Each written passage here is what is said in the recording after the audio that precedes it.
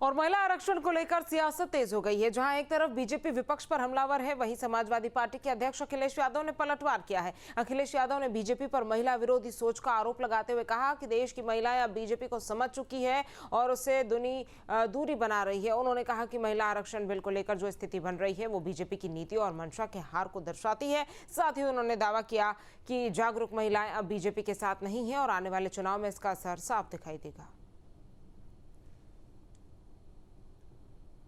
जनता के बढ़ते विरोध और आक्रोश से ध्यान हटाने के लिए साजिशन लाए गए तथाकथित महिला आरक्षण बिल की हार भाजपा की हार है। ये भाजपा की बदनीयत की भी हार है। भाजपा का हर प्रयास, हर बिल या तो कुछ लोगों को फायदा पहुंचाने के लिए होता है या समाज को बांटने का छल छलावा होता है। इस बार भाजपा इस बिल के माध्यम से महिलाओं की एकता में दरार डालकर उनको ठगना चाहती थी, लेकिन विपक्ष की एकता ने भाजपाई मंसूबों को धूल चटा दी। ये भाजपा के खिलाफ देश की सक्रिय हो चुकी जन चेतना की जीत है, जिसका प्रतिनिधित्व देश का विपक्ष कर रहा है। तथा कथित महिला आरक्षण बिल के बहाने भाजपा नारी को नारा बनाने की कोशिश कर रही थी, क्योंकि महिला असुरक्षा, महिलाओं के खिलाफ बेतहाशा बढ़ती हिंसा व अपराध, महंगाई, बेरोजगारी, बेकारी, बीमारी और शिक्षा की वजह से नारी भाजपा से किनारा कर चुकी है।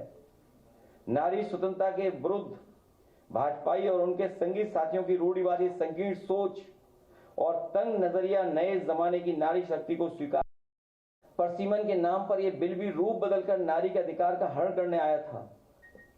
इस बिल को लेकर हमारे सवाल और शंका हमारा विरोध नहीं, बल्कि ये तो नारी के अधिकारों को बचाने की वो सकारात्मक लक्ष्मण रेखा है जो नारी के सशक्तिकरण के लिए संसद में संयुक्त विपक्ष द्वारा खींची गई।